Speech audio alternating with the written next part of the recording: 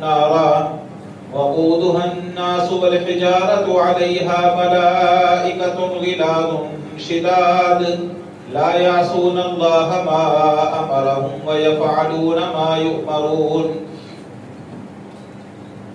ہر قسم کی حمد و ثنا اللہ وحدہ لا شریک رب ارض و سما کے لیے ہے۔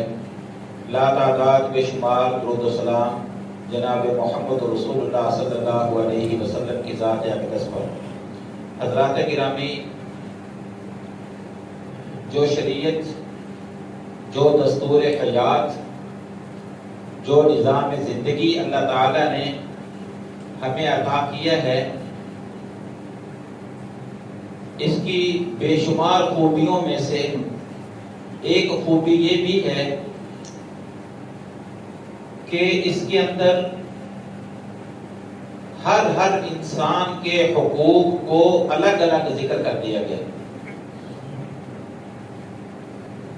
اس کائنات کے اندر کوئی شخص ایسا نہیں جس کے حقوق کو اللہ تعالی نے شریعت اسلامیہ میں بیان نہ کیا۔ کوئی حاکم ہے، کوئی محکوم ہے، کوئی آقا ہے، کوئی غلام ہے، کوئی والدین ہے، اولاد ہے، میاں بیوی ہیں، ہمسائے ہیں، رشتہ دار ہیں، مزدور ہے، جو بھی ہیں، سب کے حقوق اللہ تعالیٰ نے بیان کیے۔ گزشتہ جمعہ میں والدین کے حقوق کے متعلق چند ایک گزارشات کی تھی۔ اگر ترتیب کو دیکھا جائے تو والدین سے پہلے اولاد کے حقوق جو والدین کے ذمے ہیں، ترتیب کے حساب سے تو یہ پہلے آتے ہیں، کیونکہ بچہ پیدا ہوتا ہے تو اس کے والدین کی ذمہ داری ہے کہ اس کے حقوق ادا کریں۔ ابھی تو وہ کچھ کرنے کے لائق نہیں ہے، ابھی اس کے ذمے اس کے والدین کے کوئی حقوق نہیں ہے۔ ترتیب اس طرح ہے، جب بڑا ہوگا پھر اس کی ذمہ داریاں آئیں گی، شریعت نے پھر اس کی ذمہ داریاں رکھی ہیں، پھر اس کے ذمے اپنے والدین کے حقوق ہوں گے۔ لیکن اہمیت کے پیش نظر چونکہ والدین کے حقوق کی اہمیت بہت زیادہ ہے، اور اہمیت کیوں ہے؟ یہ نہیں ہے کہ اولاد کے حقوق کی اہمیت نہیں ہے اسلام میں، بلکہ والدین کے حقوق کی اہمیت کچھ اس وجہ سے زیادہ بیان کی جاتی ہے یا محسوس ہوتی ہے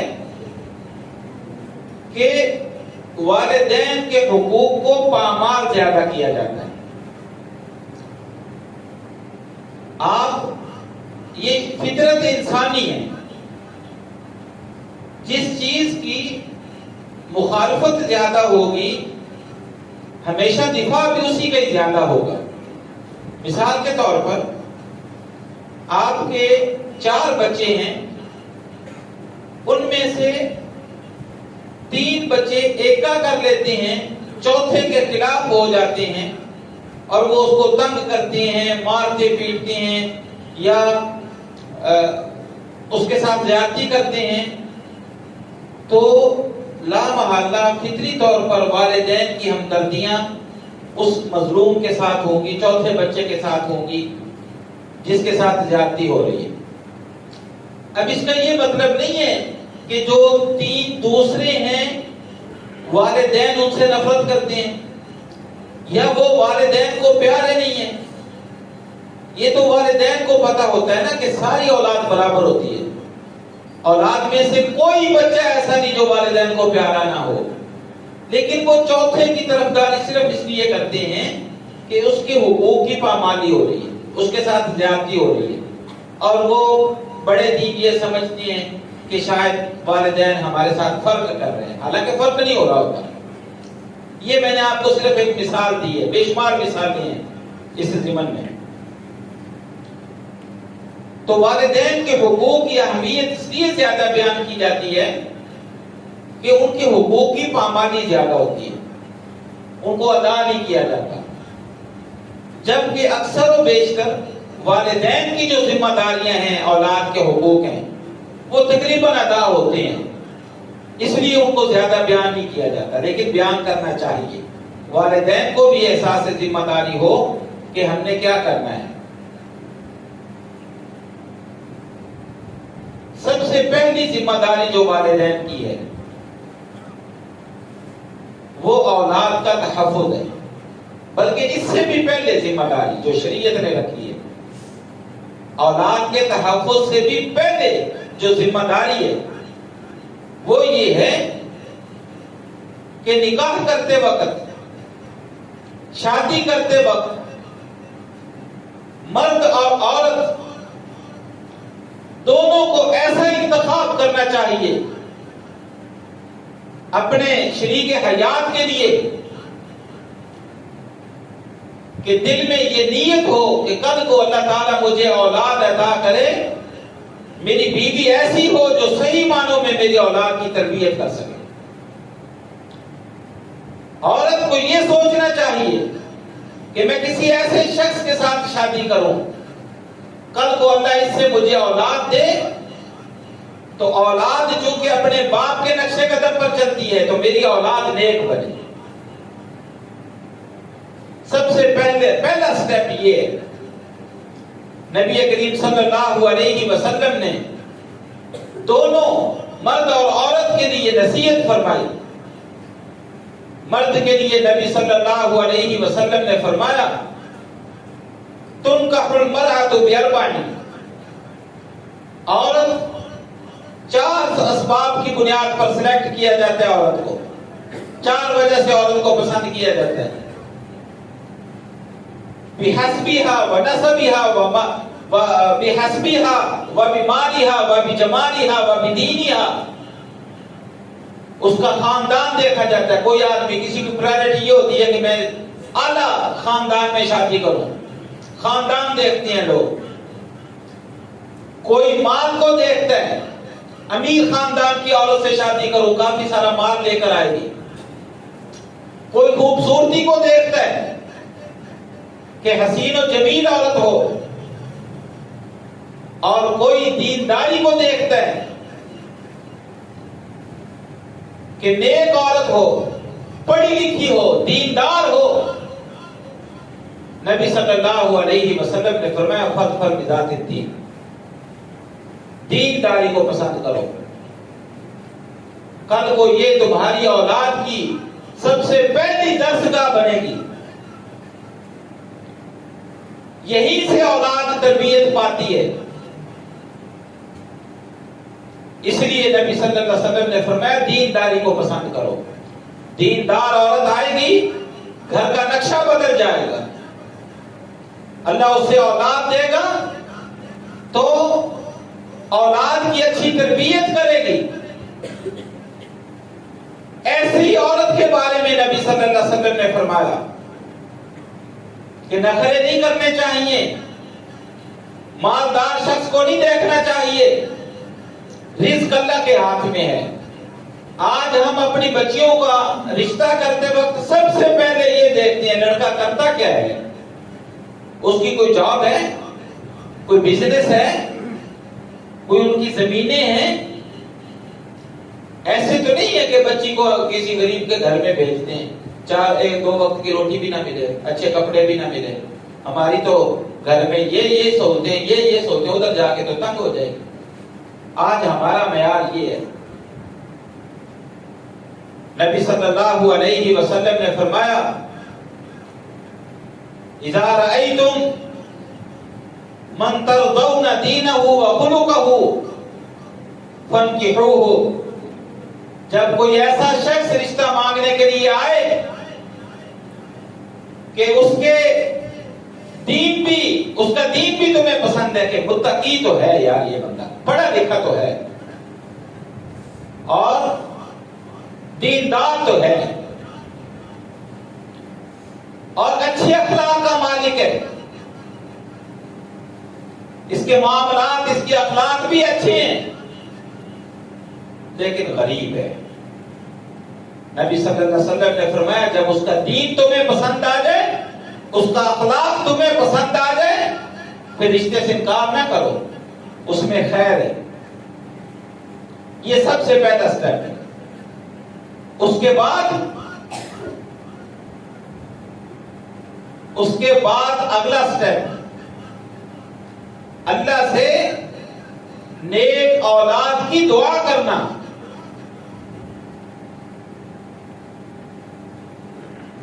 چند دن پہلے کی بات ہے کہ ایک دوست نے مجھے ایک کلپ بھیجا.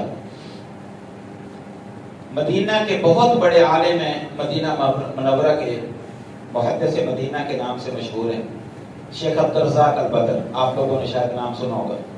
مدینہ یونیورسٹی کے سینئر ترین پروفیسر ہیں. وہ مسجد نبوی میں بیٹھ کے درس بھی دیتے ہیں، حدیث کا درس دیتے ہیں. تو وہ درس دے رہے تھے مسجد نبوی میں بیٹھ کے. ایک قصہ انہوں نے بیان کیا جو ہمارے موضوع کے متعلق ہے.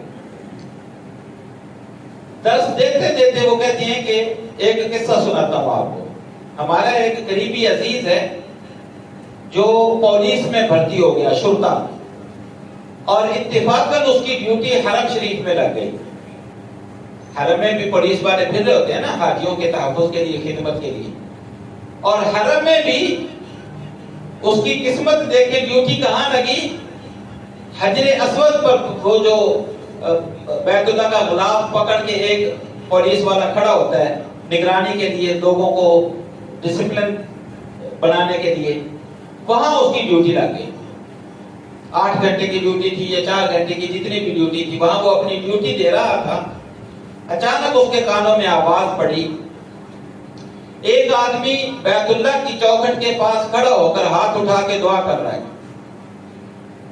اللہ تو نے میری شادی کروا دی، کافی دیر گزر گئی، اولاد کی نعمت سے محروم ہوں، مجھے اولاد دے دے، تیرے خزانوں میں کمی ہے، میں تو آیا ہوں تیرے در پہ بیٹا مانگنے کے لیے، مجھے اولاد دے دے، مجھے بیٹا دے دے. اس انداز میں وہ اللہ کے ساتھ باتیں کر رہا تھا، دعا کر رہا تھا. چونکہ اس کا دعا کرنے کا کچھ انداز ایسا تھا، وہ جو پولیس والا تھا وہ بڑے غور سے اس کو دیکھ رہا تھا. وہ اس کے ذہن میں بیٹھ گئی اس کی شکل. وہ دعا کر کے چلا گیا.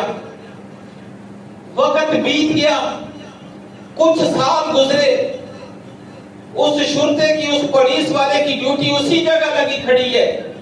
اس کے کانوں میں پھر آواز پڑی. بیت اللہ کے دروازے کے سامنے ایک بندہ کھڑا ہو کے دعا مانگ رہا ہے. اس نے غور سے دیکھا، حافظہ دوڑایا، یاد آ گیا کہ یہ وہی شخص ہے جو کچھ سال پہلے آ کے اس نے دعا مانگی تھی بیٹے کی. وہ ہاتھ اٹھا کے دعا کر رہا ہے، اللہ میں نے تو اسے دعا کی تھی، بیٹا دے تو دیا، کسی کام کا نہیں، اس کو ہلاک کر دے، اس سے میری جان چھڑوا دے، وہ میری زندگی کی ذلتوں کا سبب بن رہا ہے، مجھے نہیں چاہیے ایسا بیٹا، میں بے اولادہ بہتر ہوں، مار دے اس کو، اٹھا دے اس کو. بس دعائیں کر رہا ہے. وہ پولیس والا، بعض لوگ ہوتے ہیں جو دنیاوی عہدوں پر فائز ہوتے ہیں لیکن دین کی سمجھ بوجھ ہوتی ہے. اور یہ عربی لوگ ہیں، ان کو ویسے ہی عربی زبان کی وجہ سے بھی دین کی سمجھ بوجھ ہوتی ہے. اس نے جلدی جلدی، اللہ نے اس کے دل میں بات ڈالی، اس نے جلدی جلدی اپنے کسی دوست کو کہا کہ یار چند منٹوں کے لیے تو میری جگہ پر ڈیوٹی دے، مجھے بڑا ضروری کام ہے.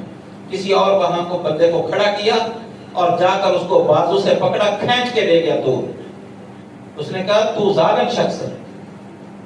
اس بندے کو کہا تو ظالم شخص ہے. اس نے کہا پولیس والا ہے، تو نے کہا چھوڑ مجھے. اس نے کہا تو وہی تو ہے جو چند سال پہلے آیا تھا اور بیٹے کی دعا مانگی تھی. اس نے کہا ہاں میں وہی ہوں.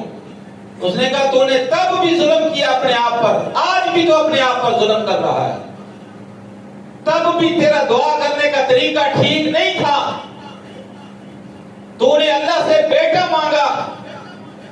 ہمیں قرآن کی تعلیم یہ دیتی ہے، قرآن یہ تعلیم دیتا ہے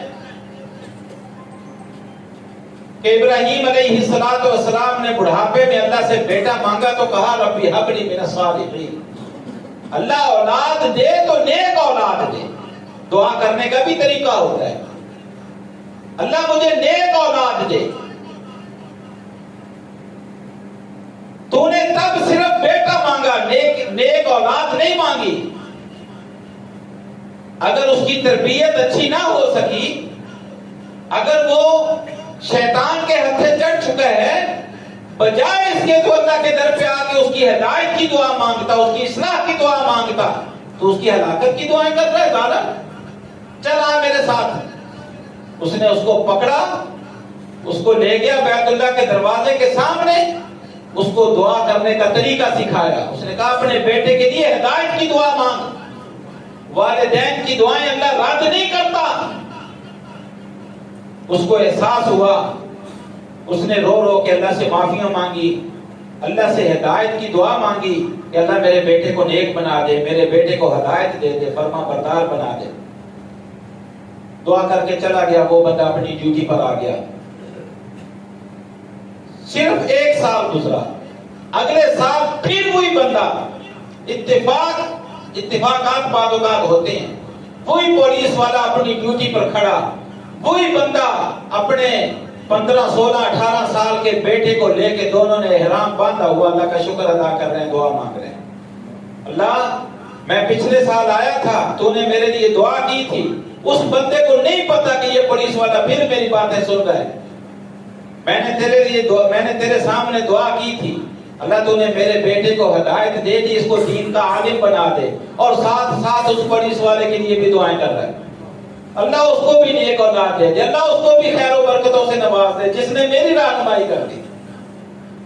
تو یہ شیخ عبدالرزاق البدر حافظہ اللہ، وہ پروفیسر ہے مدینہ یونیورسٹی کے، یہ قصہ بیان کر رہے تھے. عرض کرنے کا مقصد یہ ہے کہ والدین کی یہ ذمہ داری ہے، اولاد کے یہ حقوق میں سے ہے کہ اپنی اولاد کے لیے اچھی دعا کیا کریں.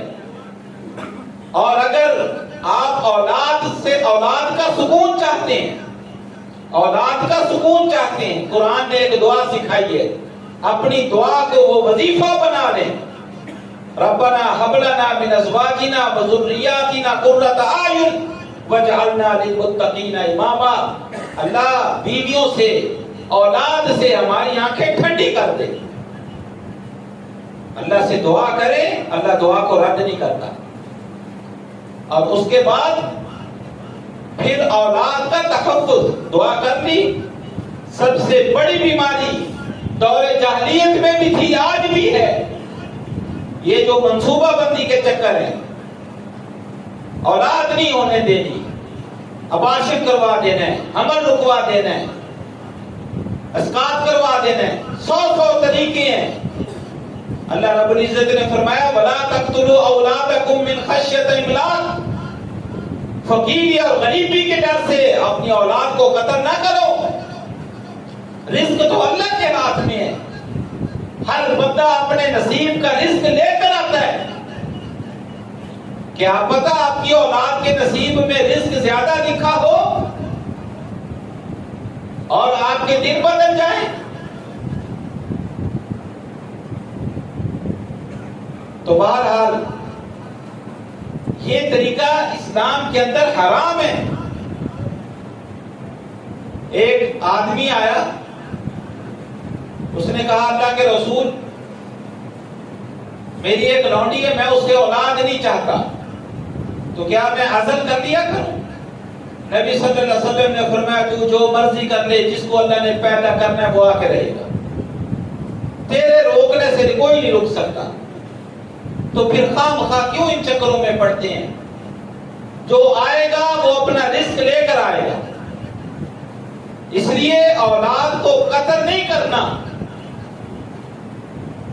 پھر جب اولاد اللہ دے دے، سب سے پہلا حق یہ ہے کہ اس کا بہترین نام رکھنا ہے.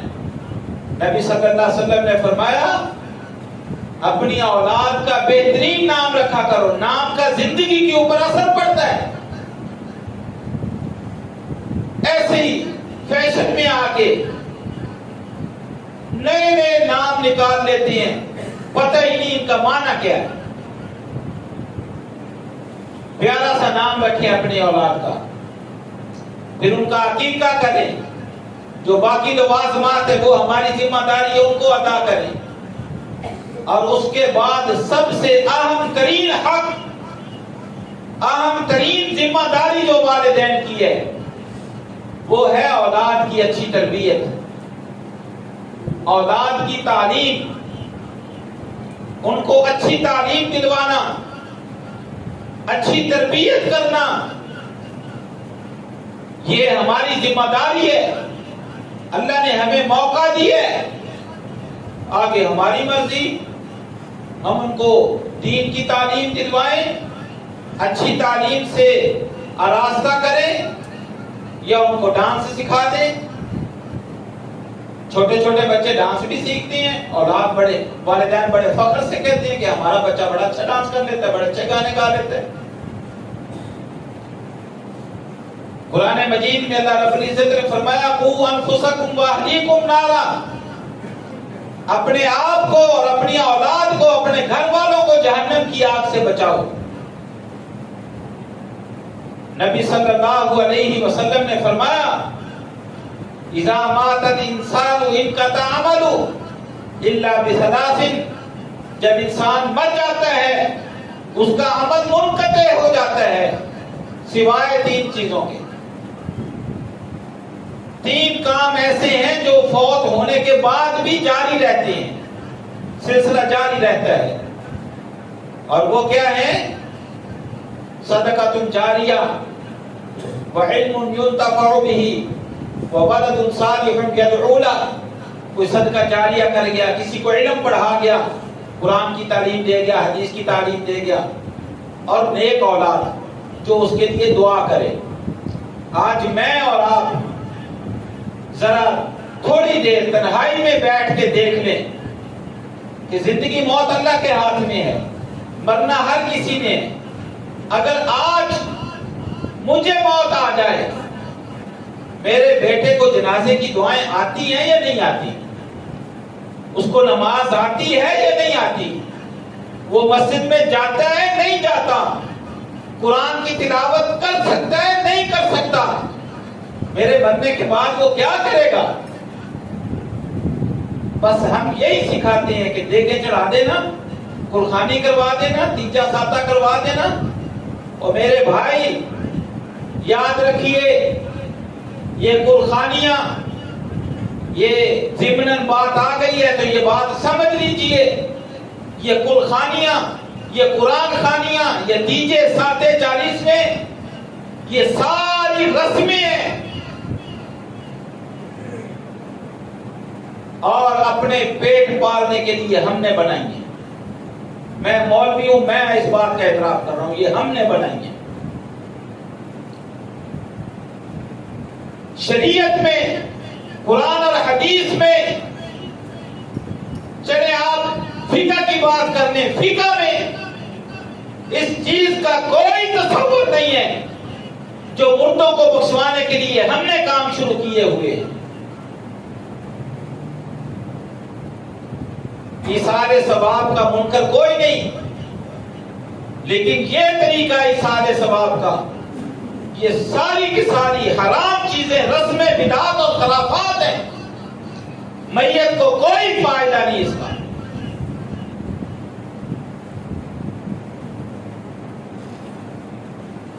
باپ فوت ہو گیا، بیٹے کو قرآن کا ایک لفظ نہیں پڑھنا آتا، اس کو نماز پڑھنے کا طریقہ نہیں آتا، پیسے دے کے مولوی کو قرآن پکڑا کے قبر پہ بٹھا دیا کہ تو قبر پہ بیٹھ کے 4 دن تلاوت کرنی ہے، 5 دن تلاوت کرنی ہے۔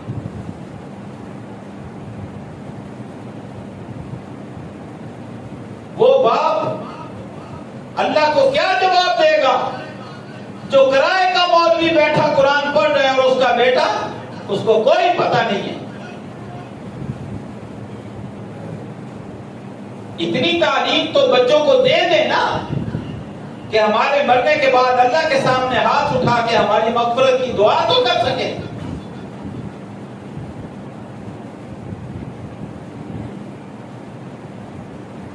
اللہ اکبر۔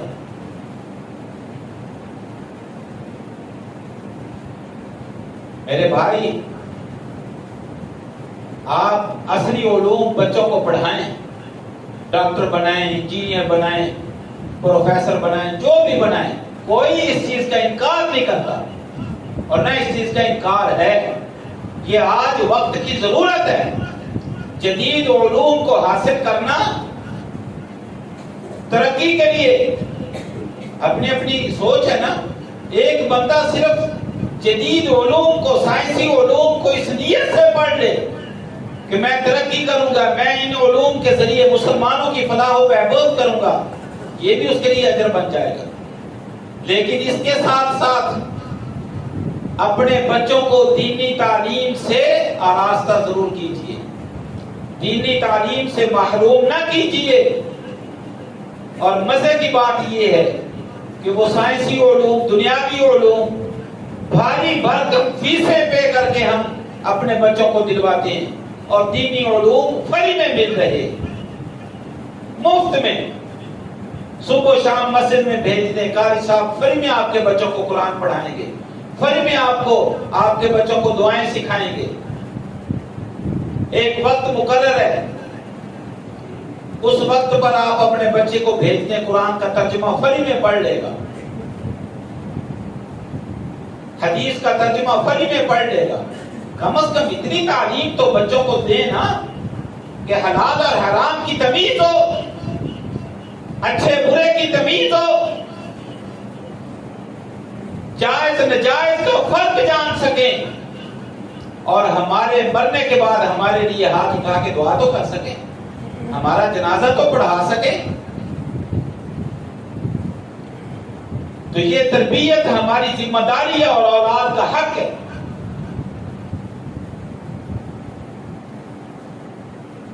ایک آدمی آیا سیدنا عمر بن خطاب رضی اللہ تعالیٰ عنہ کے پاس. میں نے یہ روایت پڑھی، سند کا پتہ نہیں ہے صحیح ہے صحیح ہے، میں کوئی ذمہ داری نہیں اٹھاتا. سیدنا عمر رضی اللہ تعالیٰ عنہ کے پاس ایک آدمی آیا، اپنے بیٹے کو لے کر آیا جب وہ امیر المومنین تھے. یہ میرا بیٹا ہے، یہ میرے حقوق کی خلاف ورزی کرتا ہے، اس کو آپ سمجھائیے کہ میرے حقوق ادا کرے. عمر رضی اللہ تعالیٰ نے ڈانٹا اس لڑکے کو کہ تیرا باپ ہے، وہ تیری شکایت کر رہا ہے، تو کیوں نہیں اس کے حقوق ادا کرتا؟ وہ کہتے ہیں کہ ٹھیک ہے میں حقوق ادا کروں گا، لیکن مجھے یہ بتائیے کہ میرے باپ کے ذمے میرے بھی کوئی حقوق ہیں یا نہیں، یا صرف میری ذمہ داری ہے؟ میں نے کہا کیوں نہیں، تیرے بھی حقوق ہیں. اچھا مجھے بتا دیجیے وہ کیا حقوق ہیں. یہی چند ایک بتائے کہ اچھی تعلیم و تربیت ہو، تعلیم ہو، تیرے ضروریات کو پورا کرے. انہوں نے کہا جی نہ تو میری ضروریات پوری ہوتی ہیں، نہ میری ماں کے ساتھ صحیح سلوک ہوتا ہے، اور نہ ہی اچھی تعلیم و تربیت کا اہتمام کیا میرے باپ. مجھے تو پتہ ہی نہیں میرے باپ کی حقوق کیا ہیں. یہ مجھے پڑھاتا، میری تعلیم و تربیت کا اہتمام کرتا، مجھے پتہ ہوتا کہ اس کے حقوق کیا ہیں. سیدنا عمر رضی اللہ تعالیٰ کو غصہ آ گیا. ان کے تو اپنے حقوق کی شکایت لے کر تو آ گیا، تو نے اس کی تعلیم و تربیت کا اہتمام کیا یا نہیں کیا؟ تو بہرحال اگلی بات، اپنی اولاد کے درمیان عدل و انصاف قائم کرنا. یہ بھی آج کا ایک المیہ ہے کہ والدین اپنی اولاد کے درمیان عدل و انصاف قائم نہیں کر پاتے، خاص طور پر بیٹے اور بیٹیوں کے درمیان. بیٹیاں پرائے گھر میں چلی جائیں گی، ان کے اوپر پیسہ خرچ کرنے کی کیا ضرورت ہے؟ بیٹوں کو زیادہ پریفر دیا جاتا ہے. یہ بھی دور جاہلیت کی ایک عادت ہے. قرآن مجید نے کہا اذا بشر احدهم بالانثى ظل وجهه مسودا وهو كظيم. یہ لوگ بیٹیوں کو پسند نہیں کرتے. جب کسی کے گھر میں بیٹی پیدا ہو اور اس کو بتایا جائے کہ اللہ نے تیرے گھر میں بیٹی دی ہے تو اس کا چہرہ سیاہ پڑ جاتا ہے اور بیٹوں کو اہمیت دی جاتی ہے.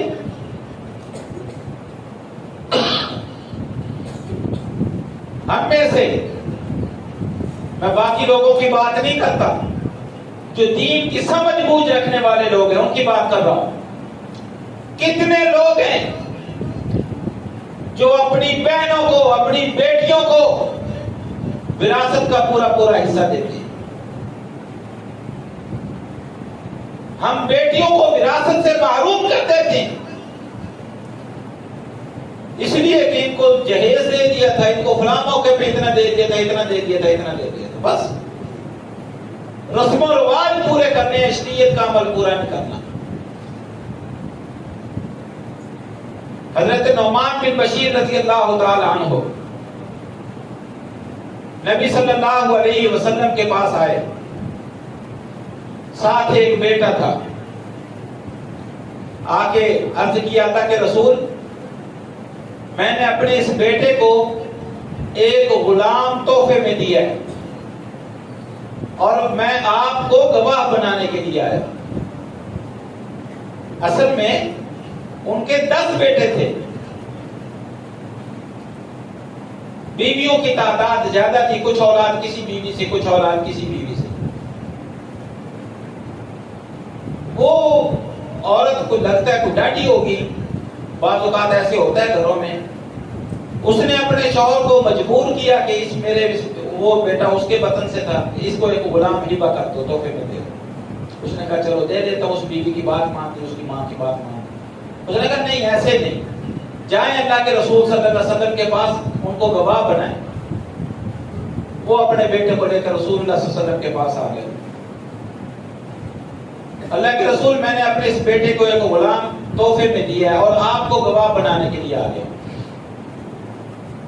نبی صلی اللہ علیہ وسلم نے فرمایا اور کتنے بیٹے ہیں تیرے؟ اس کے علاوہ 9 اور ہیں، 10 بیٹے تھے لوگ، کیا سب کو ایک ایک غلام دیے؟ تو نے کہا نہیں اللہ کے رسول، سب کو تو نہیں دیا، بس اسی کو دے رہا ہوں۔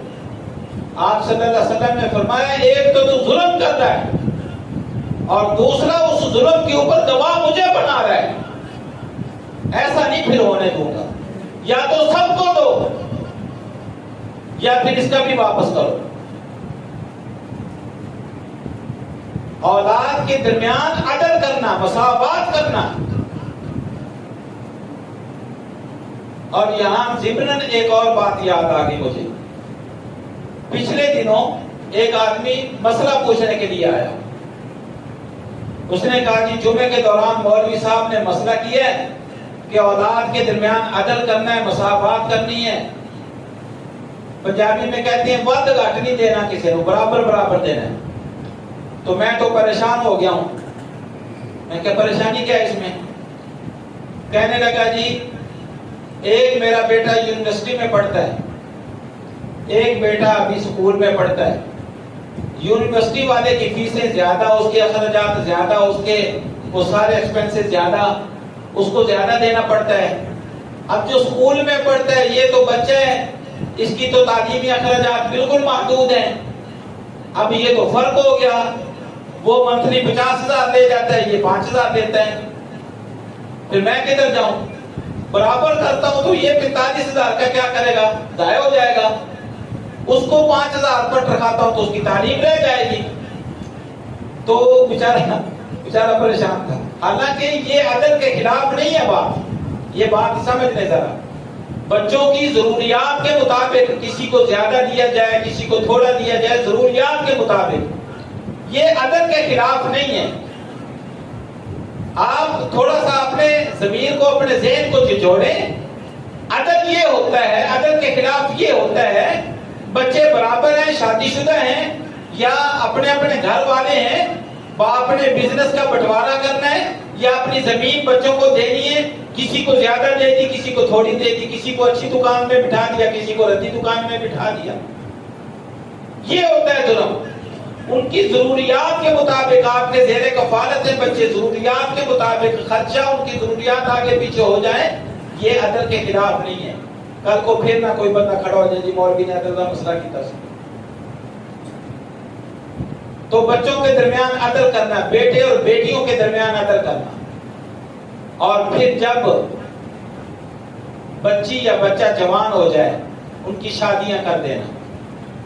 نبی صلی اللہ علیہ وسلم نے فرمایا اگر کسی انسان کو اللہ تعالیٰ نے 3 بیٹیاں عطا کی، 3 بیٹیاں، اور اس نے ان کی صحیح پرورش کی، تعلیم و تربیت کا اہتمام کیا اور اچھی جگہ دیکھ کے رشتہ کر کے اس کی شادی کر دی، اپنے گھر میں بسا دیا، کل کو وہ جنت میں میرے ساتھ ایسے ہوگا۔ بیٹیوں سے نفرت کرنے والوں، بیٹیوں کے ساتھ فرق کرنے والوں، نبی صلی اللہ علیہ وسلم کی حدیث سن لیں۔ آپ نے فرمایا وہ کل جنت میں میرے ساتھ ایسے ہوگا۔ ایک آدمی بیٹھا تھا بیچارہ، اس کے پاس 2 ہی بیٹیاں تھیں۔ نبی صلی اللہ علیہ وسلم نے 3 بیٹیوں کا ذکر کیا۔ وہ کھڑا ہو گیا، اس نے کہا تھا کہ رسول جس کے پاس 2 ہی ہوں اور وہ آپ کی یہ بیان کرتا شرائط کے مطابق ان کی تعلیم و تربیت کر کے شادی کر دے تو اس کو بھی یہ اعزاز مل جائے گا؟ نبی صلی اللہ علیہ وسلم نے فرمایا ہاں اس کو بھی یہ اعزاز مل جائے گا۔ وہ بیٹھ گیا۔ بعد میں اس نے کہا کہ اگر میں ایک بیٹی کی بات کرتا تو نبی صلی اللہ علیہ وسلم ایک بیٹی کے لیے بھی یہ اعزاز دے دیتے۔ اسی طرح بچہ آپ کی زیر کفالت ہے، اس کی ضروریات پوری کرنا آپ کی ذمہ داری ہے، وقت پر اس کی شادی کرنا، اس کا نکاح کر دینا تاکہ وہ کسی گناہ میں نہ پڑ جائے۔ اس کی شادی، بچہ ابھی پڑھ رہا ہے، برسر روزگار ہوگا، اپنے قدموں پر کھڑا ہوگا، پھر دیکھیں گے۔ اور اتنی دیر میں اگر اس سے کوئی گناہ ہو جائے وہ کس کے ذمہ ہے؟ تو ان چیزوں کا خیال کرنا یہ ہماری ذمہ داری ہے، یہ والدین کے ذمہ ہے اولاد کے حقوق۔ جب ہم اپنی اولاد کے حقوق صحیح شریعت اسلامیہ کے مطابق ادا کریں گے تو پھر میرے بھائی اولاد سے بھی اچھی توقع رکھی جا سکتی ہے کہ وہ ہمارے حقوق ادا کریں گے۔ جب ہم نے ان کی اچھی تربیت نہ کی تو پھر وہ ہمارے لیے کیا کریں گے؟ اللہ تعالی ہمیں سمجھنے کی توفیق دے اور سب کو ایک دوسرے کے حقوق ادا کرنے کی توفیق دے۔ وآخر دعوانا